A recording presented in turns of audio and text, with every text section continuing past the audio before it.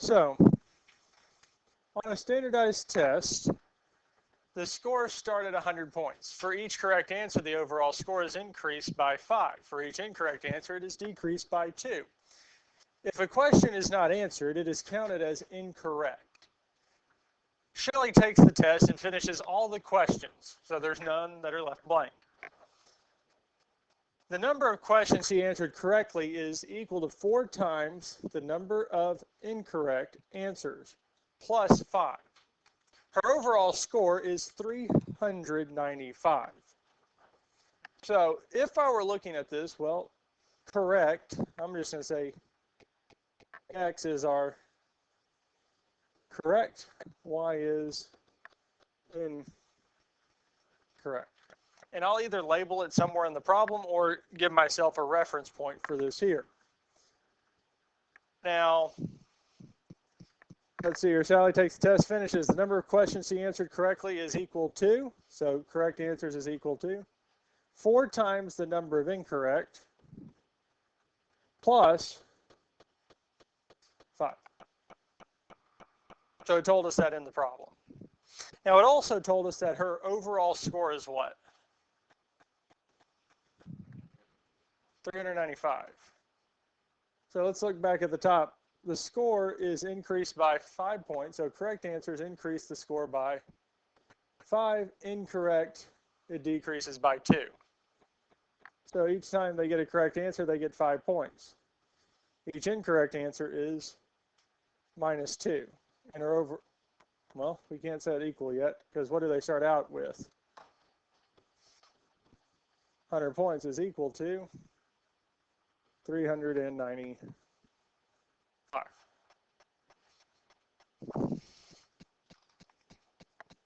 So what this is here is a system of equations.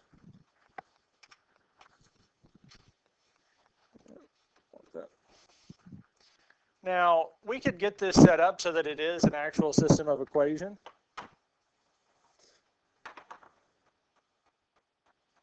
Give a second, let me move them. Because what we could do at this point here is we could plug in, we could substitute this here in for x and then solve. Yep, I'm going to have to end up erasing most of that there. I'll get it back here in a second. Or equals 4y plus 5 minus 2y plus 100 equals 395. We get this here. Now what we could do is I could rewrite this as 2 systems of equations like we did last week and plug it into the calculator. Now to do that, I need to get x and y by themselves and everything else on the other side. So for this here, I would subtract 100 from both sides, which would give me 5x minus 2y is equal to 295.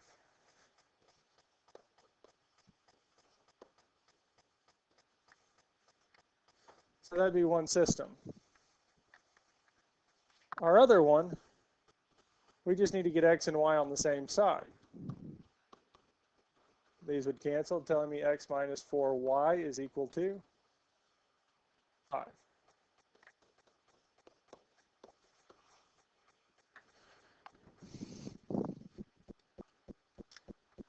So 5x minus 2y is equal to 295, and x minus 4y equals 5. So we have these 2 equations here. Now again, on the graphing calculator, if I want to utilize this here,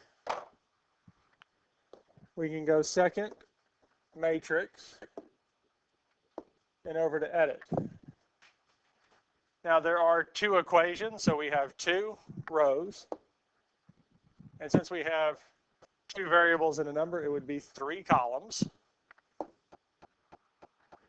And then we can pick the first one, 5, negative 2, 295. And then the bottom one, 1, negative 4, 5. So we can get that typed in there. Then go second quit, second matrix, We go over to math and up to REF. Second matrix A. And it gives us this here. Now our X, which was number correct,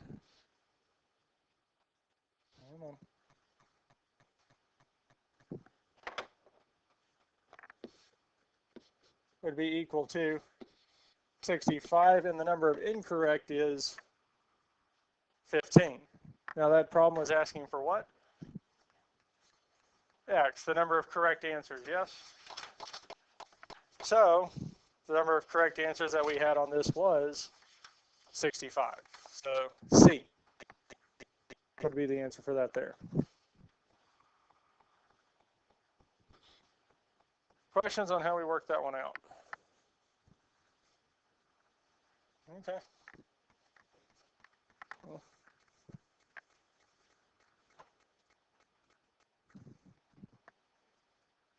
So let's see what it says. Correct answer is C. There we go. I think some of you were still stuck on the first one, didn't get to the second one. So again, especially on the ACT, if you get stuck up not really sure, try looking at the next one, mark it and move on. Let's look at this one here. Now, all of these are going to be along the same lines. The table below gives the price for hair perming and coloring services at Hair Today Salon over the course of 1 week. So, does anybody know how to pronounce that? Celestes. One of the stylists collects $840 for coloring the hair of 20 different clients, not counting tips. How many of these clients had long hair? Do we care about perms? No. When I was working this through, I just marked through perms because it doesn't matter. Now, the two components we have is long and short hair, yes? I'm going to define one as X and the other as Y. How many clients did she have? 20. So the number of short hair and the number of long hair added together should give me 20. 20 people. Now, how much does it cost for short hair? So I can say 30X plus 50Y is equal to what? 840, because it costs, the total amount she earned was 840.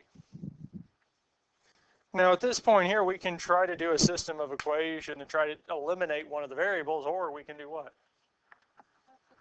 Throw it in the calculator.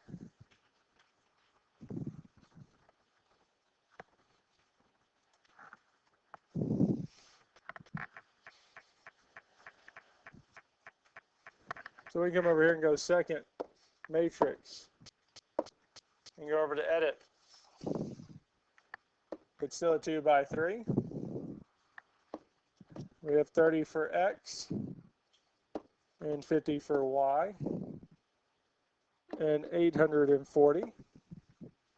We have 1, 1, 20. Now, if you had this the other way, if you had the 1, 120 on top, you'll get the same answer.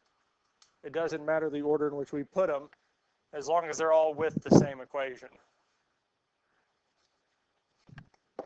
So I can quit. Well, I already have the REF. And we get 8 and 12. So we're looking for long hair, and we define long hair as Y. So the number of long-haired customers that they had was what? 12, yes? That would be our Y value. Questions on this here? Is the calculator making these easier? A little bit, yes? Any questions on this here? Okay. That to go away. And they say the correct answer is exactly 12. Now let's look at the third one here. Ted's sister, Tina, asks him how old he is. Ted tells her that if she squares his age and subtracts 3 times his age, the result is 40. So Ted tells her that if she squares his age, helps if I can write, squares his age. Now, since we don't know what his age is, we'll call it x. So squaring x would just be x squared. And subtracts 3 times his age, minus 3x, we will get a total of 40. Now, this here is what we will consider to be a quadratic function. Now, this won't be a system because we don't have any other equations or variables that we're talking about. Now, since it's a quadratic equation, the first thing we need to do is get this thing equal to 0. So we'll subtract 40 from both sides. So we'll have x squared minus 3x minus 40 is equal to 0. Now in Algebra 1, we've covered a little bit on how to solve quadratic equations, but only two of y'all, I think, have actually taken Algebra 2, where we delve deeper into this. The ones that are taking Algebra 2, that's coming up. We're going to delve into actually how we can solve these here and solving them by hand. But since I don't want to spend too long on this here, why don't we utilize the calculator? Because again, if we can utilize it, we need to utilize it. We need to save time. What we can do is graph the thing, because we're trying to find out when it is equal to what? 0, when x is equal to 0, when the y value is 0. So what we can do is we can graph this thing. So we can say x squared minus 3x minus 40. Now, is everybody able to get to where I'm at? So if you don't have a calculator, go on and grab it. Y equals, because I hit y equals to start with and typed it in. The x is right under mode. Right under mode. It should have x, t, a weird circle with a line, and n. That is x. It'll do x for us. We could do alpha and y equals.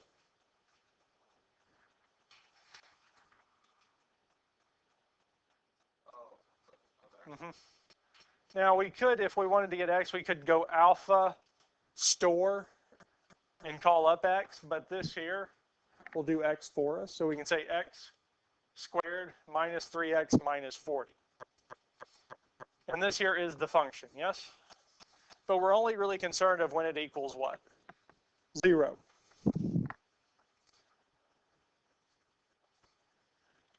Any questions on this so far? Let's go on and hit graph. Tell it to graph the thing.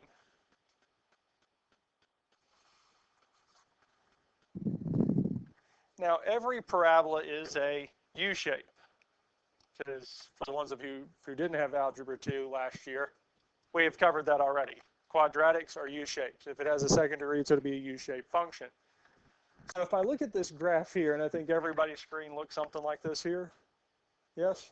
Well, we can see, I can't see the complete U, but I can see that this is a U shape, yes?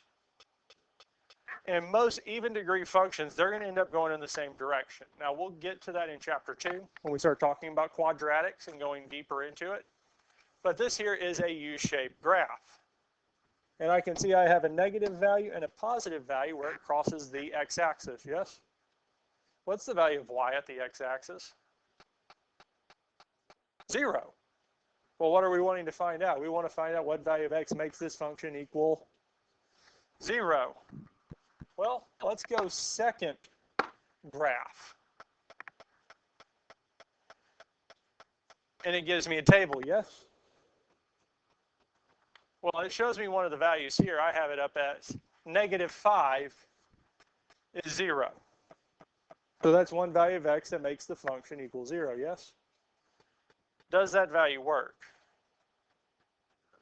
Because what are we talking about? Someone's age, yes?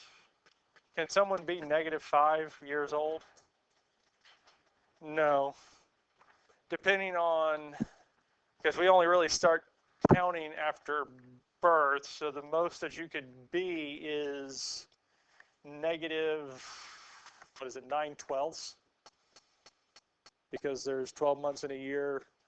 Conception takes 9 months, so 9 months technically, but depending on how you want to quantify it. But really, we only start talking about positive age. So that doesn't work.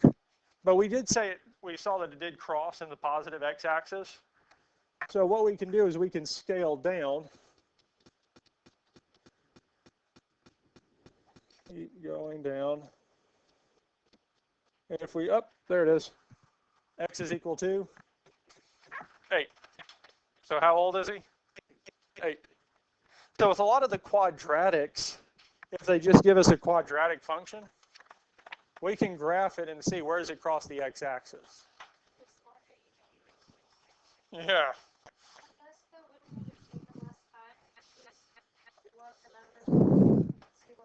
Yeah, if you want to plug them in, you can.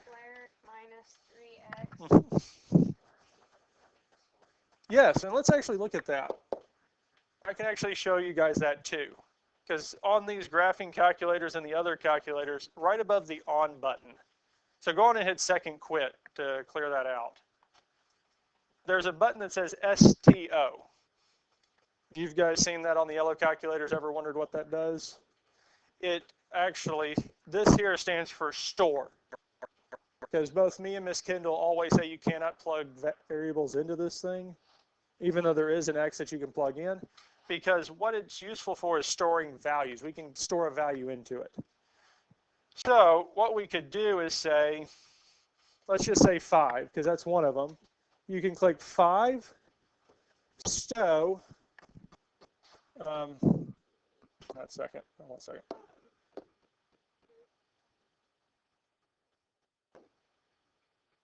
see here. Take that away. X. 5 stow X and hit enter. And what that's done is it's told the calculator that X is now 5. It's a given value.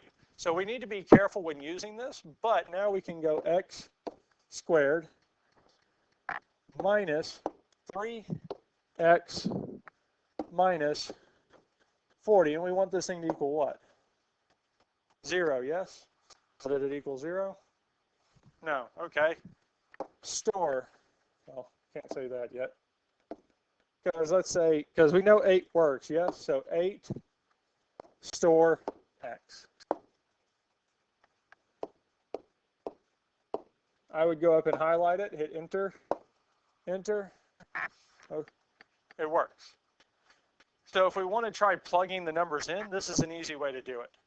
Because then we don't have to, because plugging it in does work, but I like this way better so that you're not having to do parentheses 5 close parentheses squared minus 3 parentheses 5 close parentheses minus 40 enter. That didn't work, and now I've got to retype it in with 5. Now, even if I typed it in with the parentheses, we could go up and highlight it and bring it back down. But if the number is too big, because if we tried 5 and it didn't work, and now we want to try -5, that's an extra space because of the negative, and y'all done that before where you had to push a number over and then had to type in the entire rest of the thing and redo it. Here, -5, store X, enter. Go back up, enter, enter. I didn't have to retype the whole thing in. I just had to change the value of X, pull it up, bring it back down, and I've got it done. So kind of see how that works. So some of this here, this graphing calculator does have a lot of cool features on it. And we'll try to go over as many of these as we can. Okay? So that's useful. Now, if it comes to the ACT and you forget about, and you remember how to do this here, awesome, use that. If you forget how to do this here, don't sit there trying to rack your brain on how to do the recall if you remember how to do it a different way. If you remember how to do it one of the ways and it's easy and makes sense, do it that way. If this way makes more sense, do it that way. All right? Okay.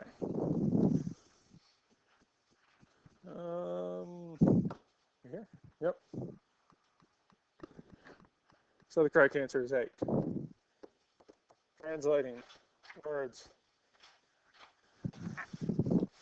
I don't think we'll need to spend too much here because a value is a number or measurement. An expression is a group of numbers. A value.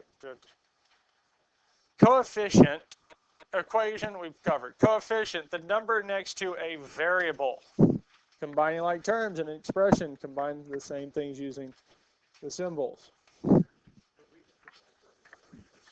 I'll just showing those to you because I think at this point you all have an idea of what those definitions mean. You've been in a math class long enough for that.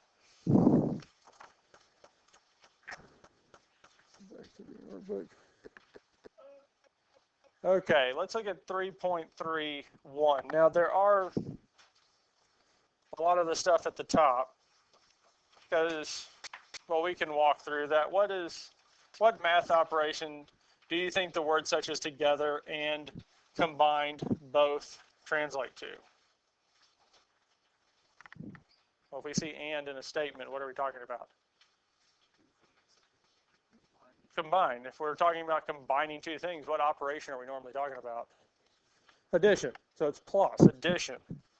What math operation do you think words such as minus, without, less, difference, change, in translates to? Subtraction, because we're talking about a difference. So let's look at number 3. What math operation do you think words such as times, each, per, of is multiplication? What math operation do you think of the words as such as divide into, split between, or among, dole out, or divvy up? Division. What symbol do you think the word equal to is or is the same as? Well, that's our equal symbol. And lastly, unknown or a number is what? A variable. We just need to pick what it is because normally we use X, but any variable will work. So let's look at these here, 1 through 5 at the bottom of that page. What is the sum of 2 and 5? So how would we write that? Well, we would say 2 plus 5, yes? Now what is, we could write it as x equals 2 plus 5. Now if this was actually on the ACT, we would just say 2 plus 5 and get a number, because that's most likely what they're looking for. Together, 2 hamburgers and 1 drink cost $15. So how would we write this?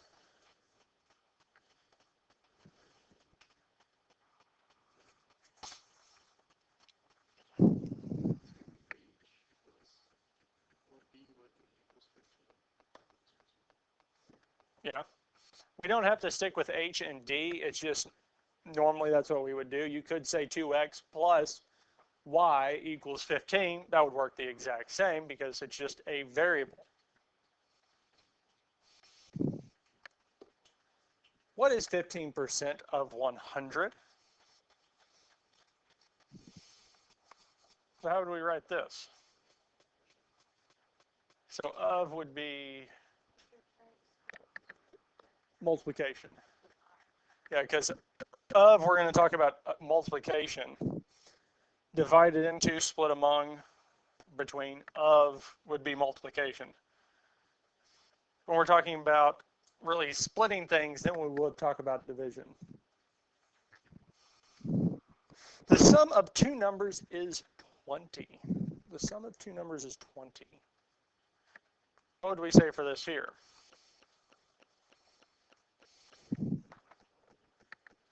Almost. Are the numbers the same? No. And that's what's a little bit tricky for this here, because sum we know is addition. Is going to be our equals to, so equals 20. So it's the sum of two numbers. Well, we don't know what they are. They could be the same, but what we're going to do is just define it as x and y. Now, if it does talk about consecutive numbers, three consecutive numbers are equal to this, then we would use x for all of them. Because if we're talking about the consecutive even numbers, well, if x is even, what's the next even number? Because every even number is how far apart from each other. Because if 2 is even, 2 is an even number, yes, what's the next even number? How far apart is 2 and 4? So really, every even number is how far away from each other? 2. So if I want the first three consecutive even numbers, well, I can say x plus 2, and x plus 4, yes? Because the next one would be 2 away. If we said to list the set, or three consecutive odd numbers, well, I can say x. Well, how far is the next odd number from any odd number? 2, so we can say x plus 2, and x plus 4.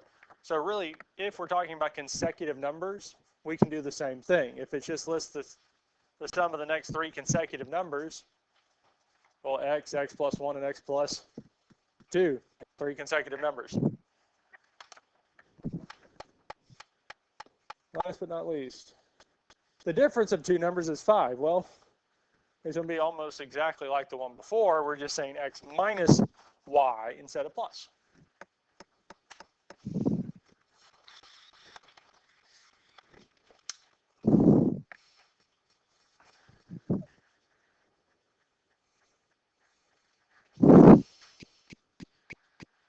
Okay.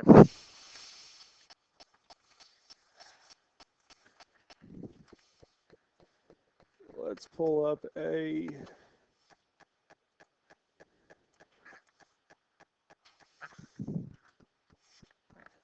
me pull up the other one. So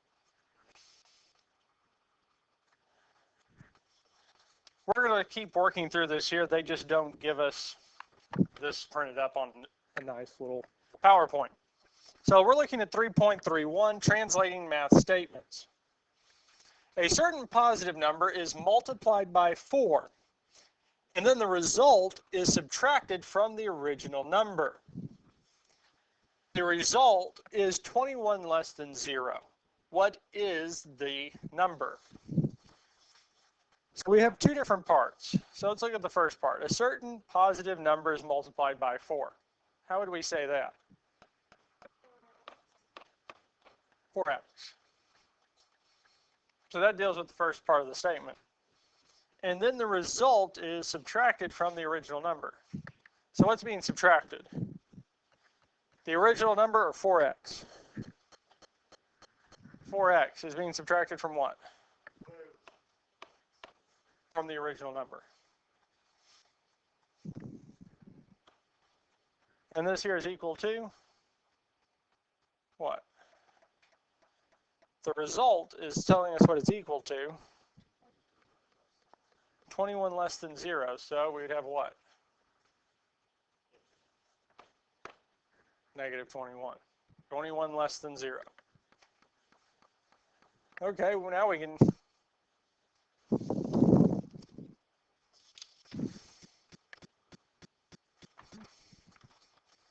so it didn't ask for us to really go through and solve this, but how would we solve this? X minus 4x is? Negative 3x. Then what can we do? Divide by negative 3. And we get x is equal to 7.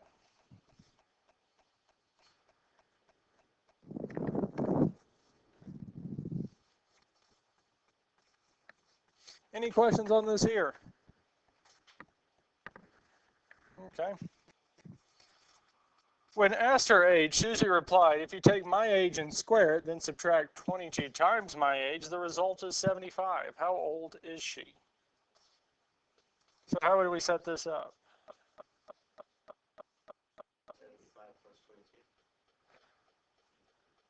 Not quite. So let's read through the problem. What does it say? If you take my age and what? So my agents square it, then what? So age, you get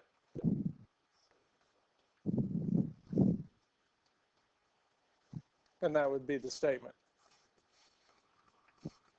Now again, this one here, we can do the exact same thing we did on the other one if we wanted to find the value. We can either, because normally it would give us A, B, C, D, we could plug values in if we want, or we can graph it. But at this point here, we're not too concerned with actually finding what it is. If you're really curious, it's actually 25. She would be 25 years old.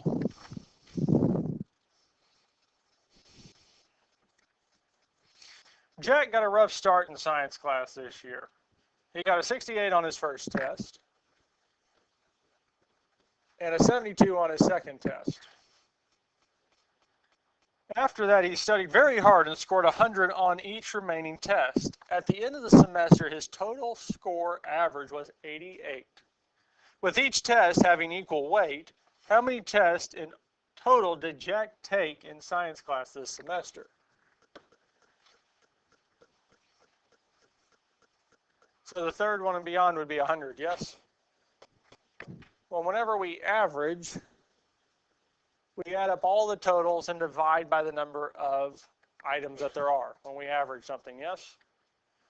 So here I have 3 of them, and if I wanted to average this, I would divide it by 3, yes? But we'll have to say 100 in, and this over here would be 2 plus n. Because we don't know how many exactly he's going to take to get this, but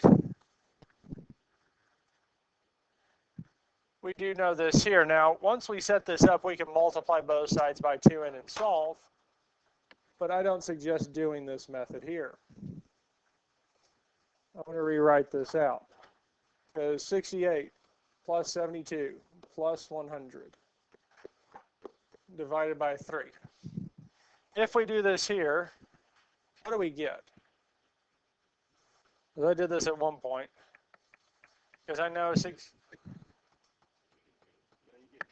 So we get 80. Is that what we wanted? No. So if they did another test, well, it wouldn't be 100. It would be over 4, because 100 and 100, so 4 tests. That's not it. 68 plus 72 plus 300 divided by 5 would be, so how many tests? 5. So we could have done it by solving the equation and working it out, but here it just worked better to just use the definition of average and just keep adding another 100-point test in to see, okay, did we get to the average? Okay, once we added it 3 times, we did, so we're done. So the answer is 5. That's how many tests total? 2 that he began with, and then 3 hundreds, which give us a total of 5. Any other questions on those there?